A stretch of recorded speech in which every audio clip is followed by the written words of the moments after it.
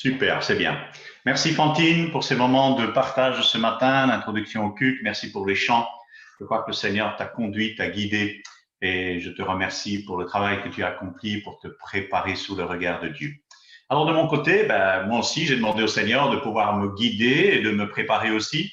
Et comme nous arrivons dans cette période que l'on appelle Noël, période de fête, où chacun va se réjouir en famille, même si ça sera un peu différent cette année, eh bien, j'ai pensé, comme on est dans cette période que l'on appelle la période de l'Avent, eh bien, j'ai cru bon que peut-être aujourd'hui, je puisse vous donner un petit avant-goût de cette période de Noël, de ce que Noël est, mais aussi retourner un petit peu en arrière par rapport à ce que Noël, le mot Noël qui a été adopté aujourd'hui, à ce premier service de Noël qui a été accompli il y a plus de 2000 ans maintenant.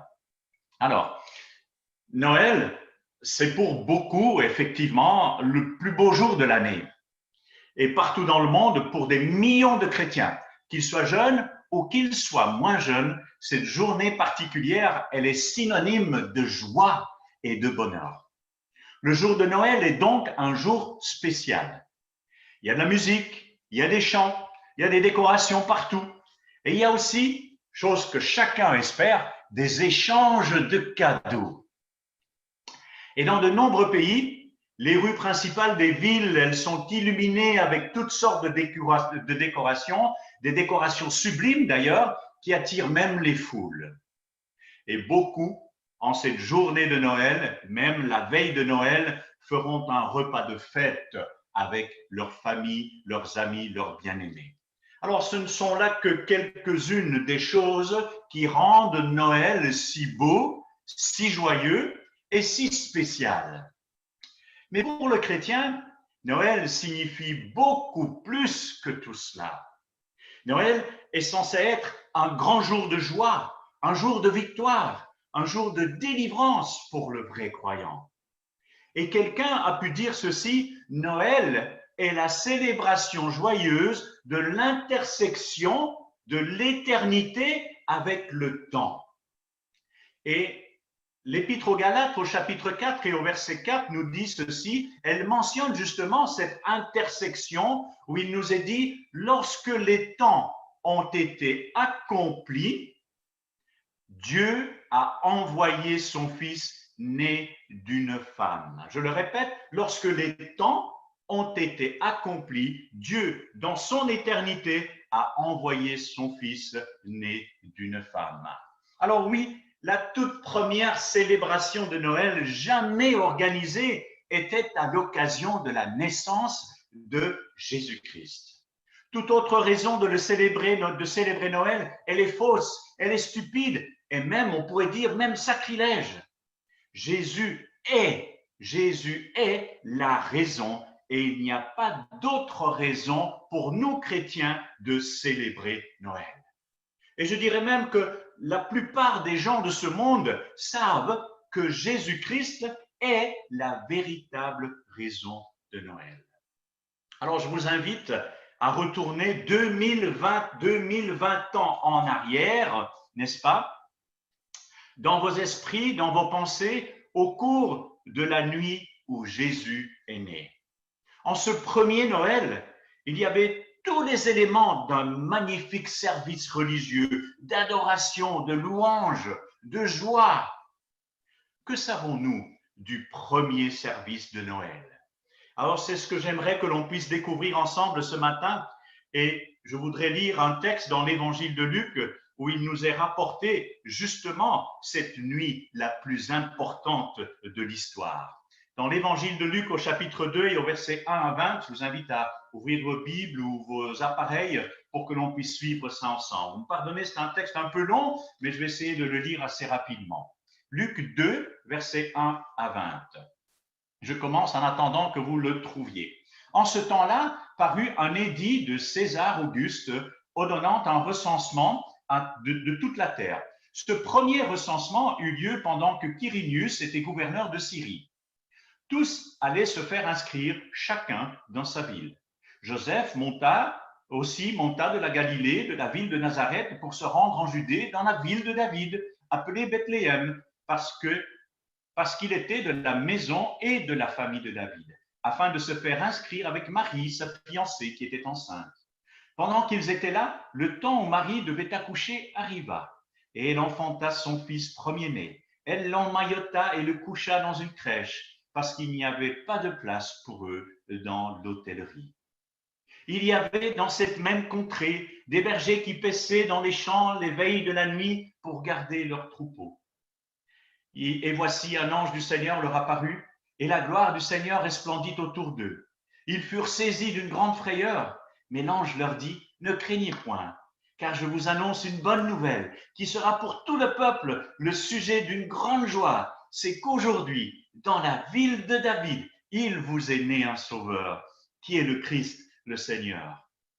Et voici à quel signe vous le reconnaîtrez.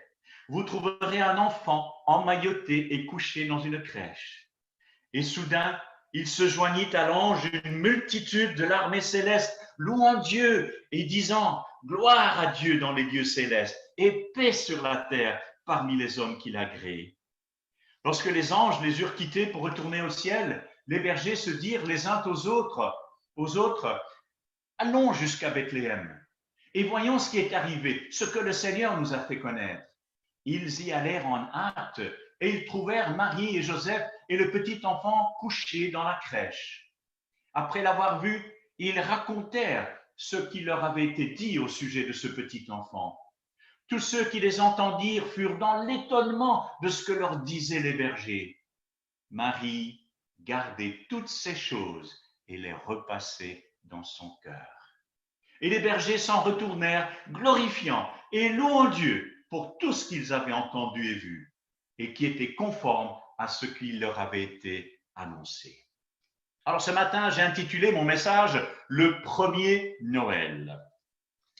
Dans ce texte de Luc 2, versets 1 à 20, nous allons découvrir 4 choses ensemble. La première, c'est le public, ou si on pourrait dire l'audience. Nous découvrons dans ce texte qu'il y a une audience, qu'il y avait une audience, un certain public lors de ce premier Noël. Qui était-il? Luc, chapitre 2, verset 8 nous dit « Il y avait des bergers qui passaient dans les champs les veilles de la nuit pour garder leurs troupeaux. » Moi, je trouve ça vraiment remarquable. Pourquoi? Parce que justement, la plus grande nouvelle de tous les âges a été annoncée à de simples, braves et courageux bergers. Rappelons-nous que la vie d'un berger n'était pas facile en ces temps-là. Leur travail exigeait de longues heures. Cela signifiait aussi passer des nuits froides sur les flancs des collines, mais aussi de longs moments de séparation avec leur famille.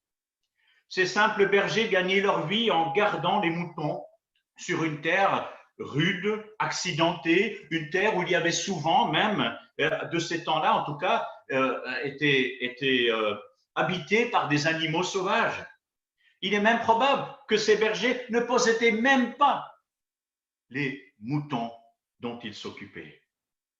C'étaient de pauvres et humbles hommes, engagés probablement par les chefs religieux qui, eux, élevaient des animaux pour les sacrifices dans le temple. La plus grande nouvelle de l'histoire de l'humanité n'est pas venue, par exemple, aux Lévites pieux, ni même aux chefs religieux éduqués, ni aux gouverneurs romains, ni même au roi Hérode. Non, cette merveilleuse nouvelle a été annoncée à d'humbles bergers en pleine activité dans les collines. Alors, pourquoi Dieu a-t-il annoncé de si grandes et bonnes nouvelles à ces humbles travailleurs? Étaient-ils les seules personnes éveillées à cette heure de la nuit, à cette heure si importante? Moi, je crois qu'il leur a annoncé parce que Dieu se réjouit tout simplement de révéler sa bonne nouvelle aux humbles, c'est-à-dire à des gens de conditions sociales modestes. Abraham Lincoln, ce fameux président des États-Unis a dit un jour, Dieu doit aimer les gens ordinaires parce qu'il en a tellement créé. Je le répète, Dieu doit aimer les gens ordinaires parce qu'il en a tellement créé. Même l'apôtre Paul emboîte même cette même pensée et il le confirme. Écoutez ce qu'il nous a laissé dans 1 Corinthiens 1, versets 26 à 29. Considérez, frères, sœurs, que parmi vous qui avez été appelés, il n'y a ni beaucoup de sages selon la chair, ni beaucoup de puissants, ni beaucoup de nobles. Mais Dieu a choisi les choses folles du monde pour confondre les sages. Dieu a choisi les choses faibles du monde pour confondre les fortes. Et Dieu a choisi les choses viles du monde et celles qu'on méprise, celles qui ne sont point, pour réduire au néant celles qui sont, afin que personne ne se glorifie devant Dieu. Et donc, nous voyons que c'est souvent ainsi que Dieu fonctionne, qu'il travaille, justement pour qu'aucun mortel ne puisse se vanter et se glorifier en lui-même. Et en voici juste quelques exemples, il y en a tant d'autres dans la parole. Quand Dieu a choisi un chef pour le peuple d'Israël, il a trouvé Moïse. Moïse qui, au moment de son appel, était dans le désert de Madian. Et qu'est-ce qu'il faisait? Il s'occupait des brebis de son beau-père. Quand Dieu a choisi un juge pour délivrer son peuple des Madianites, il choisit le plus petit de la maison la plus pauvre de la tribu de Manassé.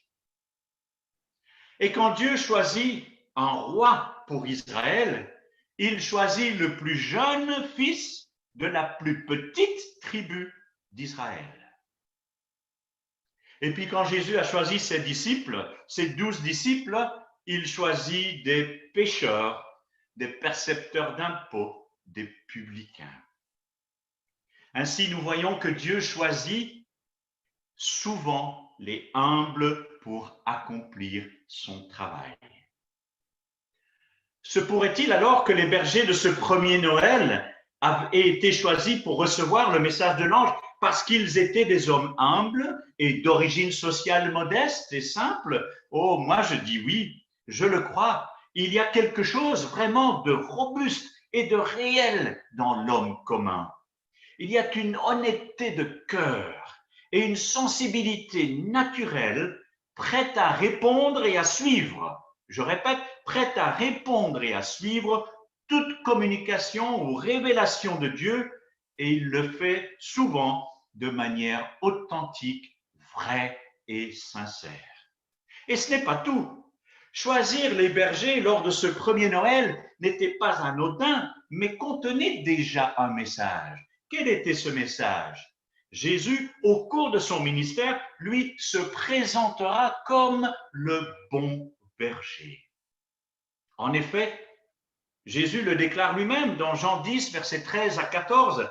« Je suis le bon berger, dit-il. Je connais mes brebis et mes brebis me connaissent. » Et Pierre, l'apôtre Pierre, présente aussi Jésus-Christ comme un berger, un chef, entre guillemets, dans la première épître de Pierre au chapitre 5 et au verset 4, où il nous est dit ceci, « Et lorsque le souverain berger apparaîtra, vous obtiendrez la couronne incorruptible de la gloire. » Et dans les évangiles, Luc, Matthieu, et surtout Matthieu, dans la parabole de la brebis perdue, que l'on trouve au chapitre 18, dit que c'est le Fils de l'homme, c'est-à-dire le berger, qui est allé lui-même chercher et sauver les perdus.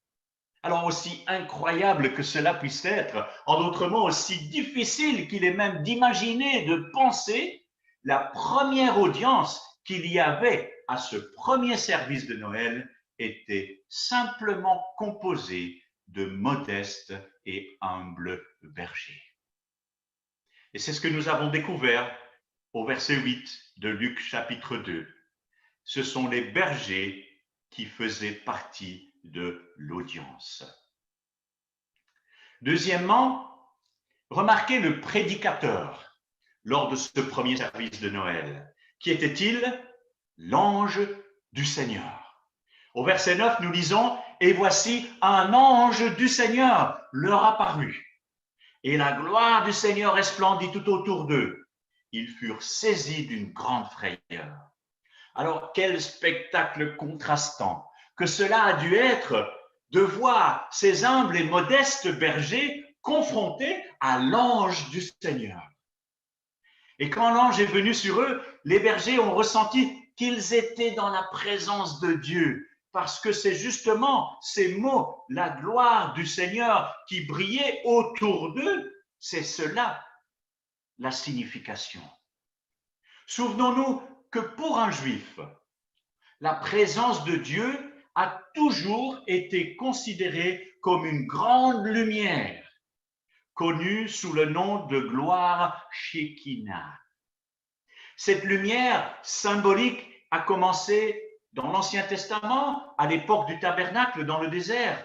L'homme, à ce moment-là, ne pouvait pas voir Dieu lui-même, mais par contre, il pouvait voir la lumière de la présence de Dieu. Et lors de ce premier service de Noël, l'ange du Seigneur apparut aux bergers et ils furent soudain entourés par la gloire du Seigneur. Oh, qu'aujourd'hui, nous puissions être conscients de la gloire de Dieu parce que Dieu s'est révélé par son Fils Jésus. Il est intervenu, comme nous l'avons lu dans Galates 4, verset 4, lorsque les temps ont été accomplis. Les bergers, ils ont vu une révélation de la présence de Dieu et bien sûr, soudainement surpris par cela, ils étaient terrifiés. Ils ont été complètement envahis par la peur parce que leur état de péché était si évident face à cette pure lumière de la gloire de Dieu. Et ils ressentaient leur culpabilité. Mais bien sûr, ils étaient terrifiés, c'est normal. La sainte présence de Dieu frappe toujours de conviction l'homme pécheur.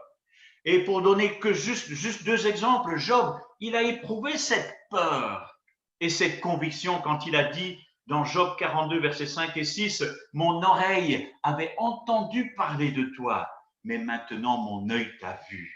C'est pourquoi je me condamne, dit-il, et je me repens. » Et même Ésaïe, le grand prophète, quand il vit la gloire de Dieu remplir le temple où il était, ne pouvait que dire « Malheur à moi, je suis perdu, car je suis un homme dont les lèvres sont impures. J'habite au milieu d'un peuple dont les lèvres sont impures. Et mes yeux ont vu le roi, l'Éternel des armées. » Oui, chers amis, la sainteté de Dieu et le caractère pécheur de l'homme présentent un tel contraste que l'homme doit s'abaisser, doit s'humilier avec révérence et crainte. Les bergers avaient peur car la gloire du Seigneur resplendissait autour d'eux. Nous avons découvert l'audience, nous avons découvert le prédicateur. Maintenant, s'il y a un prédicateur, c'est qu'il y a un message à apporter. Et troisièmement, remarquons ce message que l'ange du Seigneur a livré lors de ce premier service de Noël. Lisons ce message ensemble au verset 10 et 11. « Ne craignez point, car je vous annonce une bonne nouvelle qui sera pour tout le peuple le sujet d'une grande joie. C'est qu'aujourd'hui, dans la ville de David, il vous est né un sauveur qui est le Christ, le Seigneur. » Alors moi, ce qui me frappe, c'est que en même temps que la peur des bergers, voilà que vient le message joyeux de Noël. N'ayez point de peur. Un sauveur vous est né. Il est le Christ, le Seigneur. Alors, on pourrait dire que l'évangile de Jésus-Christ est un remède pour la peur. Alors, je crois que nous tous, nous avons une certaine peur. Et avoir un certain degré de peur est une réaction normale dans la vie. En fait, nous en avons tous besoin parce que cela nous protège souvent du danger et même du mal. Mais il y a aussi cet autre type de peur, une peur anormale qui perturbe notre esprit, qui détruit notre paix et nous prive de force et de ressources. Ce type de peur peut même amener certains à aller jusqu'à se suicider. De nombreuses personnes vivant avec ce type de peur pourraient se guérir si elles pouvaient se débarrasser de la peur. Alors, quel est le remède de la peur? Quelle est la solution de la peur? Dieu nous a donné un remède spirituel pour être libérés de la peur.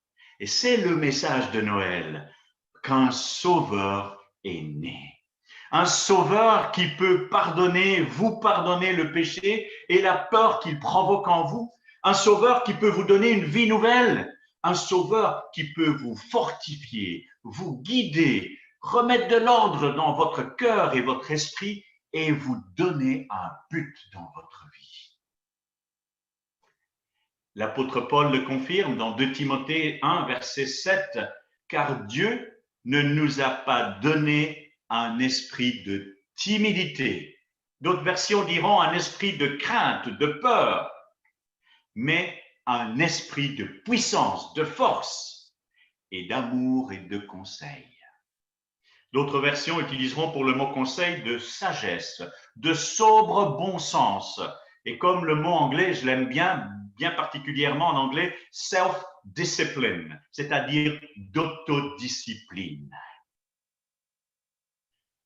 Quel était le message de l'ange lors de ce premier service de Noël?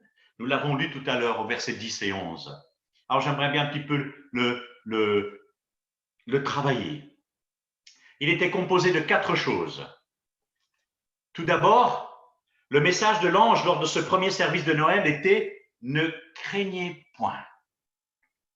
Et aujourd'hui, en ces jours de peur, peur de la maladie du Covid-19, peur de la mort qu'elle peut entraîner, dans d'autres pays, peur de la guerre, encore dans d'autres pays, peur de la sorcellerie, et pour nous aujourd'hui encore, surtout avec le Covid, peur même les uns des autres. Ce message, soyez sans crainte, est plus pertinent qu'il ne l'a jamais été auparavant. Ensuite, après avoir rassuré les bergers avec ces mots merveilleux, ne craignez point, l'ange poursuit avec le deuxième message de Noël. Je vous annonce une bonne nouvelle d'une grande joie. Ah, ce premier message de Noël a été le sujet d'une grande joie. Pourquoi? Parce que Jésus est venu apporter une solution au problème du péché. C'est ce que nous lisons dans Matthieu 1, verset 21, qui nous dit « Elle enfantera un fils et tu lui donneras le nom de Jésus, car c'est lui qui sauvera son peuple de ses péchés. » Voilà la solution. À qui est destinée cette solution? Eh bien, l'ange nous dit que ce sera pour tout le monde. Voici, je vous annonce une bonne nouvelle qui sera pour tout le monde le sujet d'une grande joie. Et personne n'est exclu. Et enfin, quatrièmement, en quoi consiste cette solution? Et là, nous trouvons la réponse dans ce même verset 11. Aujourd'hui, dit-il, il vous est né un sauveur qui est le Christ.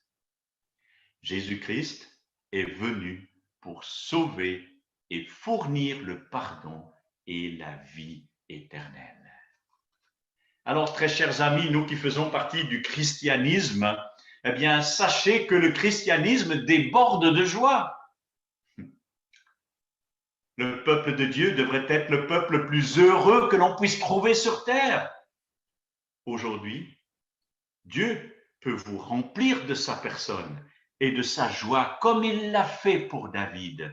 Au psaume 32, verset 11, « Réjouissez-vous, dit-il, soyez heureux, égayez-vous, soyez dans l'allégresse, et poussez, jetez des cris de joie. » Alors aujourd'hui, aux découragés, aux désespérés et aux vaincus, Jésus vous dit aujourd'hui ces paroles de joie et de réconfort que nous trouvons dans Jean 16, verset 33. Vous aurez, je le répète, vous aurez des tribulations dans le monde, mais prenez courage. J'ai vaincu le monde. Oui, dans ce monde, nous aurons des ennuis, nous aurons à souffrir, mais Jésus nous invite à prendre courage et, comme nous dit une version anglaise, à être de bonne humeur. Ah, c'est pas toujours facile, hein, d'être de bonne humeur dans la souffrance, quand tout nous tombe dessus, quand une tuile nous arrive.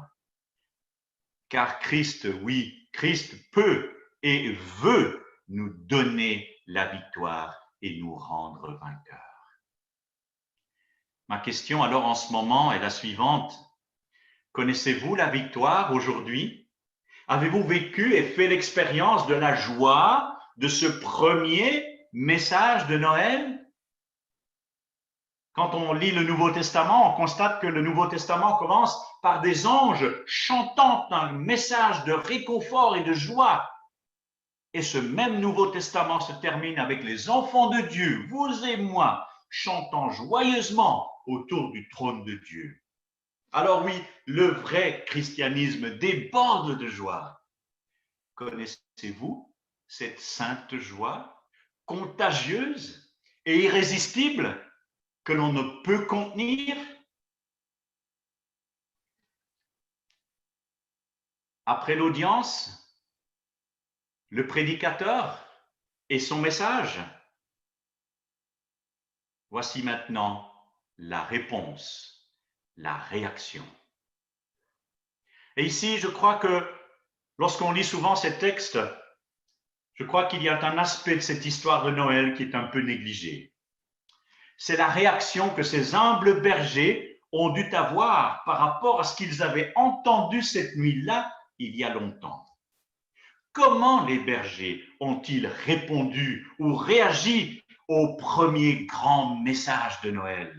En d'autres termes, qu'ont-ils fait une fois que les anges et la grande compagnie de l'armée céleste les ont quittés et sont retournés au ciel? Alors, je vous invite à relire les versets 15 à 20, toujours dans Luc chapitre 2. Lorsque les anges les eurent quittés pour retourner au ciel, les bergers se dirent les uns aux autres, « Allons jusqu'à Bethléem et voyons ce qui est arrivé, ce que le Seigneur nous a fait connaître. » Ils y allèrent en hâte. Ils trouvèrent Marie et Joseph et le petit enfant couché dans la crèche. Après l'avoir vu, ils racontèrent ce qu'il leur avait été dit au sujet de ce petit enfant. Tous ceux qui les entendirent furent dans l'étonnement de ce que leur disaient les bergers. Marie gardait toutes ces choses et les repassait dans son cœur. Et les bergers, et les bergers s'en retournèrent, glorifiant, louant Dieu pour tout ce qu'ils avaient entendu et vu, et qui était conforme à ce qui leur avait été annoncé.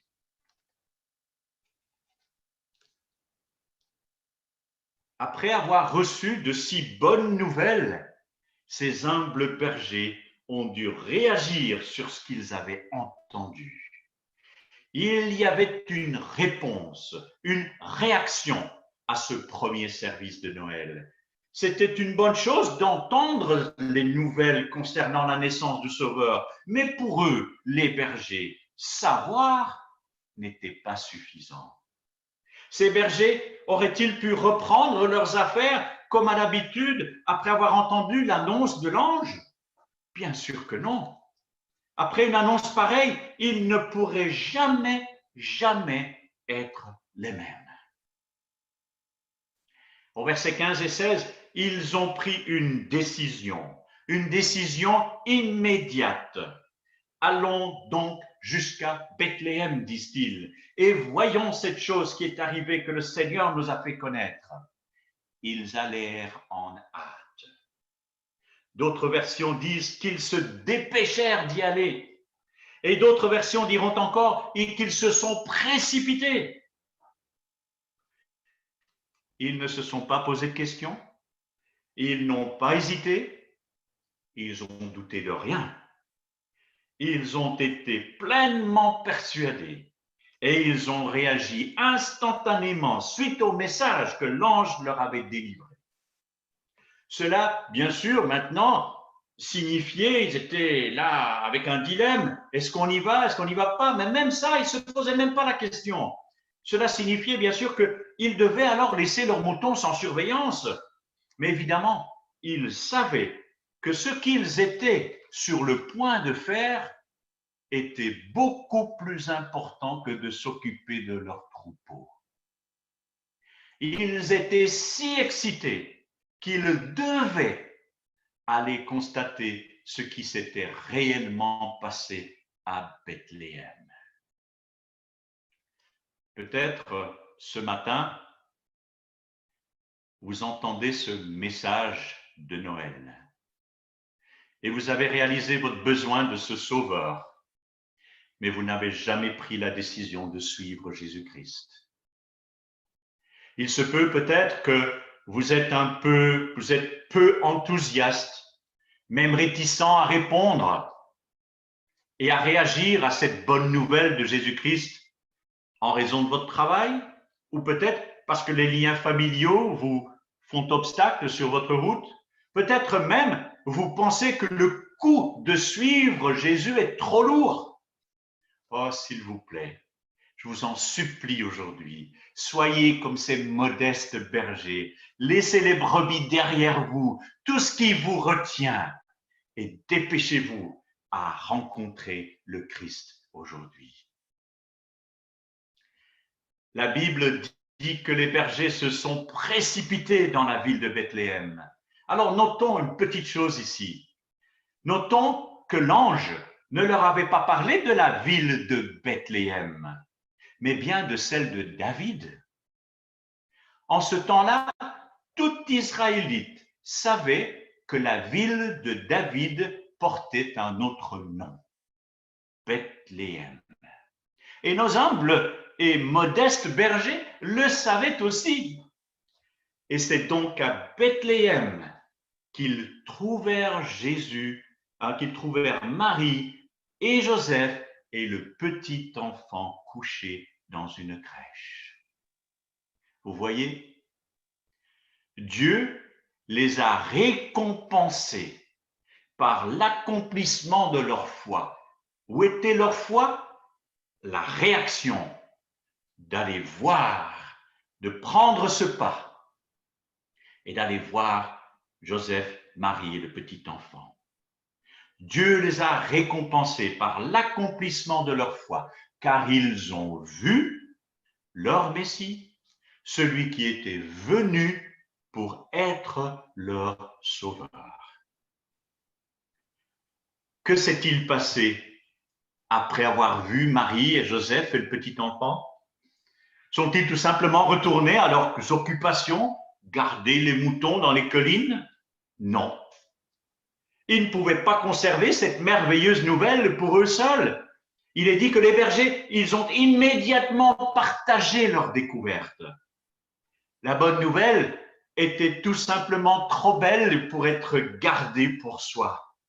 Et chers amis, et pour nous, il n'est pas bon, et j'irai même plus loin en disant que c'est un tort de garder le silence lorsque nous avons rencontré et accepté le Sauveur. Écoutez ce qui nous est dit au verset 17 et au verset 18. Les bergers racontèrent ce qui leur avait été dit au sujet de ce petit enfant. Et tous ceux qui les entendirent furent dans l'étonnement de ce que leur disaient les bergers. Et ce n'est qu'une fois qu'ils ont fait passer le message à d'autres qu'ils sont retournés vers leurs moutons pour prendre leurs activités, reprendre leurs activités. Et en retournant vers leurs moutons, sont-ils revenus tranquillement, sans faire de bruit? Chut, faut pas réveiller tout le monde. Oh non, ils étaient tellement excités. Luc poursuit au verset 20 en disant que les bergers sont retournés glorifiant et louant Dieu pour tout ce qu'ils avaient entendu et vu et qui était conforme à ce qui leur avait été annoncé par l'ange.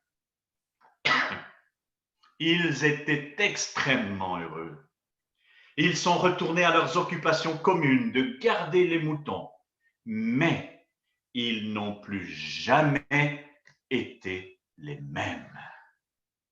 Ils avaient été complètement changés parce qu'ils avaient entendu, parce qu'ils avaient vu. Ils avaient été profondément transformés. Et pour couronner le tout, la cerise sur le gâteau, comme on dit, ils ont été les premiers à visiter et voir Jésus, leur Messie et leur Sauveur. Un privilège dont ils pouvaient être très fiers et qui a probablement marqué leur existence entière.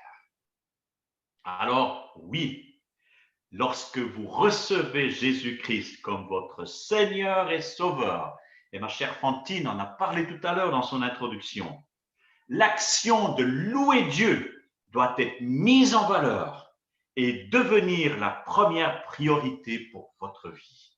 Pourquoi? Tout simplement parce que celui qui rend les tâches les plus courantes passionnantes, c'est Jésus lui-même.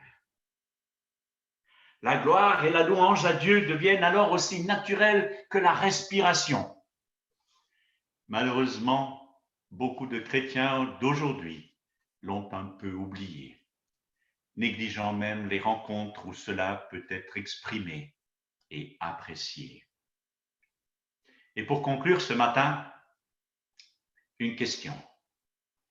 Avez-vous déjà vécu ce genre de vie? Vous le pouvez. Comment?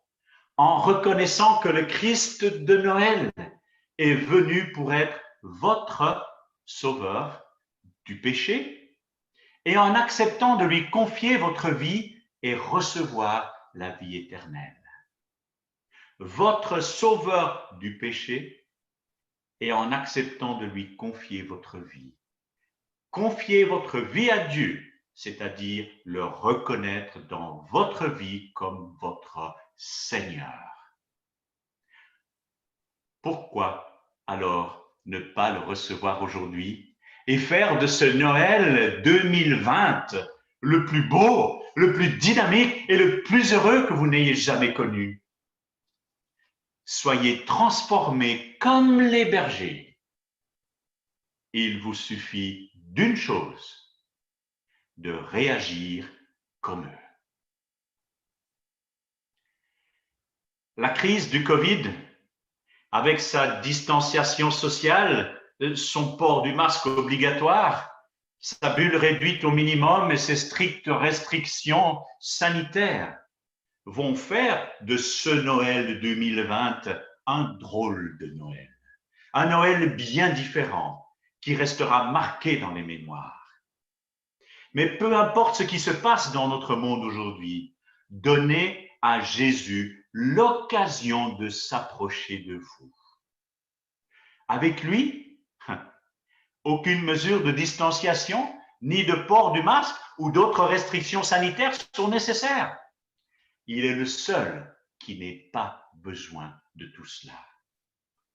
Alors, laissez-le vous émerveiller et entrez aujourd'hui dans une nouvelle bulle, celle de la grande famille de Dieu. Et que ce Noël 2020 soit aussi pour vous un événement exceptionnel qui restera gravé dans votre cœur. N'oublions pas que quoi qu'il se passe dans ce monde, c'est Noël malgré tout. Et il vaut bien la peine de réfléchir et de se souvenir sur son véritable sens. Oui, un sauveur vous est né. Merci pour votre écoute.